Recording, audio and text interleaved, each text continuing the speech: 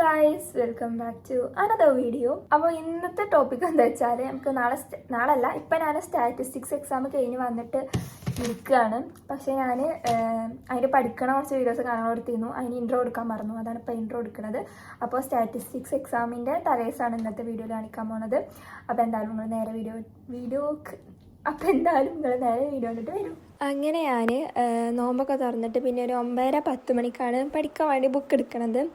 കാരണം ഞാൻ നൈറ്റ് ഫുള്ളിരുന്ന് പഠിക്കാമെന്നായിരുന്നു. ഉച്ചക്ക് ഞാൻ നല്ല അടിപൊളിയായിട്ട് എന്താ സൈറ്റ് ഉറങ്ങിയിരുന്നു. അപ്പോൾ ഞാൻ കരുതി ഓക്കെ ഇനിയിപ്പോൾ പലിച്ച വരെ ഇരുന്ന് പഠിക്കാം. അങ്ങനെ 9:30 ഇരുന്നു. ഒരു 4:30 വരെ ഞാൻ പഠിച്ചിട്ടുണ്ടായിരുന്നു. ഒരു 6-7 മണിക്കൂറൊക്കെ പഠിച്ചിട്ടോ, കറക്റ്റ് പഠിച്ചിട്ടുണ്ടായിരുന്നു. അപ്പോൾ ഞാൻ കോൺസെൻട്രേഷൻ പോകാതിരിക്കാൻ വേണ്ടിയിട്ട് ഇതേപോലെ എൻ്റെ ടാബ് ഉണ്ടായിരുന്നു. അതിലിങ്ങനെ ടൈമർ പോലെ എന്താ സാധനം ടൈമർ വെച്ചിട്ടായിരുന്നു കേട്ടിരുന്നു. 1 ഹവറിൻ്റെ ടൈമർ വെച്ചിട്ടുണ്ടായിരുന്നു. അങ്ങനെ പിന്നെ അതെന്തായാലും സക്സസ് ആയിട്ട് ഞാൻ കുറേ നേരം ഇന്ന് വായിച്ചിട്ടുണ്ടായിരുന്നു. പിന്നെ അതിന് ശേഷം എൻ്റെ മമ്മി ചായ ഉണ്ടാക്കിയിട്ട് കൊടുന്നു.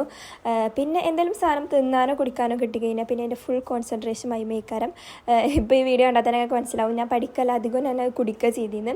അങ്ങനെ പിന്നെ കഴിഞ്ഞാലൊക്കെ സമാധാനം ഉണ്ടാവുള്ളൂ. അവസാനം അത് കഴിഞ്ഞു. പിന്നെ ഞാൻ ഇരുന്നിട്ടും ചെരിഞ്ഞിട്ടും ഒക്കെ പാടെ ചെയ്തിട്ട് ഞാൻ പഠിക്കുകയാണ്. കാരണം ഇന്ന് കുത്തി മറിഞ്ഞാലേ നാളൊക്കെ എന്തെങ്കിലും എഴുതാൻ കിട്ടുള്ളൂ എന്ന് എനിക്കറിയാം. പിന്നെ കുറച്ച് പേര് ഞാൻ മലയാളം എക്സാമിന് കുത്തി മറിഞ്ഞിരുന്ന് പഠിക്കണുണ്ടപ്പോൾ ചോദിച്ചിരുന്നു ജസ്റ്റ് വായിച്ചാൽ പോരെ മനസ്സിലാവില്ലെന്ന്. പക്ഷേ അങ്ങനെയല്ല ഗൈസ്, എനിക്ക് അങ്ങനെ മനസ്സിലാവില്ല. എനിക്ക് 1 വേർഡൊക്കെ കിട്ടണം എന്നുണ്ടെങ്കിൽ അത്യാവശ്യം നല്ലപോലെ പാടത്തുമ്പോൾ കുത്തി മറിയണം. അത്രയും തലയിൽ കയറിയാലൊക്കെ കിട്ടുള്ളൂ. അപ്പോൾ അതുകൊണ്ട് തന്നെ ഞാൻ അത്രയും എഫേർട്ട് എടുത്തിട്ട് പഠിച്ചിട്ടുണ്ടായിരുന്നു. എനിക്ക് കുഴപ്പമില്ലാതൊക്കെ എക്സാം എഴുതാനും പറ്റി. അപ്പോൾ അതിൽ ഞാൻ ഹാപ്പിയാണ്. അതിന് ഞാൻ ആ കമൻറ്റിന് അങ്ങനെ റിപ്ലൈ കൊടുക്കുകയും ചെയ്തിട്ടുണ്ടായിരുന്നു. പിന്നെ നമ്മളിതാ ഒരു 1:15 ആയപ്പോഴത്തേന് എനിക്ക് പഠിക്കാനുള്ള ഒരു മൂഡ് പോയി. പക്ഷെ വേറെ നിവർത്തില്ല, പഠിക്കണമല്ലോ. പിന്നെ ഞാൻ താഴത്ത് പോയി 2 മുട്ടായി ഉണ്ടായിരുന്നു. അത് കണ്ടപ്പോൾ പിന്നെയും മൂഡ് വന്നു. അങ്ങനെ പിന്നെ അത് കഴിച്ചുകൊണ്ട് പിന്നെ കുറച്ച് നേരം ഇരുന്ന് പഠിച്ചിട്ടുണ്ടായിരുന്നു. ഇപ്പം നോമ്പായതുകൊണ്ട് തന്നെ ഞാൻ അധികം രാത്രിയാണ് ഇരുന്ന് പഠിക്കൽ. രാവിലെ ഒന്നും എന്നെ കൊണ്ട് കഴിയൂല, കാരണം എൻ്റെ കൈയും കാലും നല്ലപോലെ വറക്കും. അപ്പോൾ ഞാൻ രാത്രിയാണ് ഇരുന്ന് പഠിക്കൽ. അപ്പോൾ അതിൻ്റെ ഇടയിൽ എന്തായാലും 2-3 കമൻറ്റ് ഉണ്ടാവും ബിസിനസ് എങ്ങനെ പഠിക്കാമെന്ന്. ഞാൻ അധികം ക്ലാസ് കേട്ടിട്ട് ഷോർട്ട് നോട്ട് ഉണ്ടാക്കും. എന്നിട്ട് ആ ഷോർട്ട് നോട്ടാണ് പഠിക്കൽ. അല്ല ടെക്സ്റ്റ് മൊത്തം ഞാൻ വായിച്ചുണ്ടാക്കലില്ല.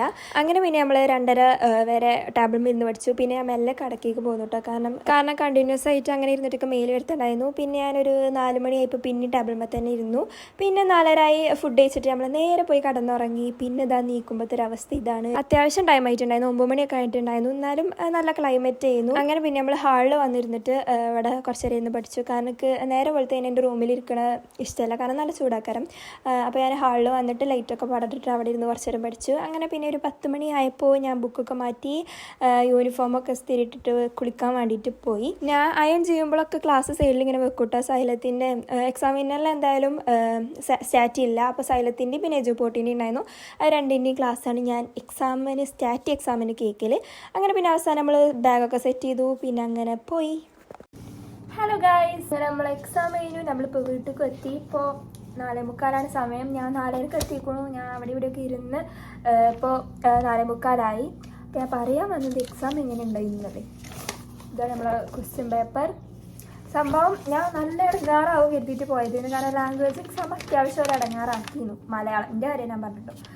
അപ്പോൾ ഇത് ഞാൻ പണി വരുമെന്ന് വിചാരിച്ചാണ്. പക്ഷേ വിചാരിച്ച കാര്യമല്ല. ഫസ്റ്റ് ക്വസ്റ്റ്യൻ കണ്ടപ്പോൾ തന്നെ എനിക്ക് സമാധാനമായി. കാരണം സൈലത്തിൻ്റെ ലൈവ് ഉണ്ടായിരുന്നു. അതിൽ പറഞ്ഞ ക്വസ്റ്റ്യൻസാണ് ഫുള്ളെന്നല്ല, പിന്നെ ബുക്കിൻ്റെ ഉടുത്തിയും. അപ്പോൾ അത്യാവശ്യം എഴുതാൻ പറ്റുന്ന ക്വസ്റ്റ്യൻ പേപ്പർ തന്നെയായിരുന്നു.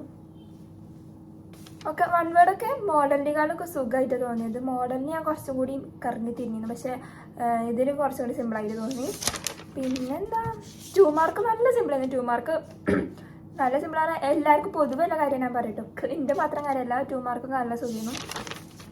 പിന്നെ 3 മാർക്ക് ഒരു മീഡിയം ലെവൽ.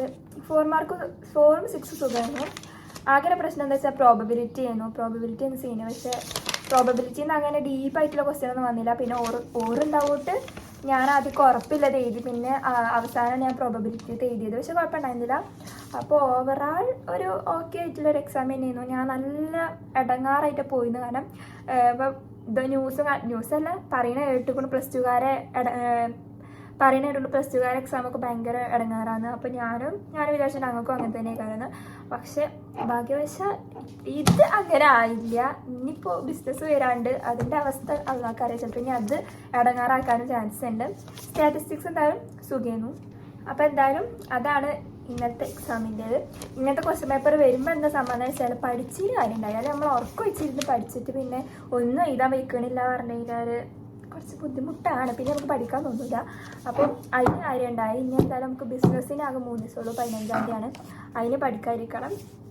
പിന്നെന്താ, അത്രേ ഉള്ളൂ. ഇപ്പോൾ ഫസ്റ്റത്തെ മലയാളം കുഴപ്പമുണ്ടാവില്ല, അതും കുഴപ്പമില്ല. അത്രേ ഉള്ളൂ പറയാൻ. അപ്പോൾ എന്തായാലും ഇത്ര ഉള്ളൂ ഇന്നത്തെ വീഡിയോ. എല്ലാവർക്കും ഇഷ്ടമാണെന്ന് വിചാരിക്കുന്നു. ഇഷ്ടമായ ലൈക്ക് ചെയ്യുക, ഷെയർ ചെയ്യുക, സബ്സ്ക്രൈബ് ചെയ്യുക. പിന്നെ ഇന്ന് കമ്പ്യൂട്ടർ സയൻസുകാർക്കും ഞങ്ങൾക്ക് മാത്രമേ എക്സാം ഉണ്ടായിരുന്നുള്ളൂ. അധികം ആർക്കും എക്സാം ഇല്ലാതെ തോന്നുന്നുണ്ട്. ഞങ്ങൾക്ക് 15-ാം തീയതി വരുന്നത്. അപ്പോൾ എന്തായാലും അത്രേ ഉള്ളൂ. ഇനി അടുത്ത വീഡിയോ വരാൻ മതിയായിരിക്കും. ബൈ.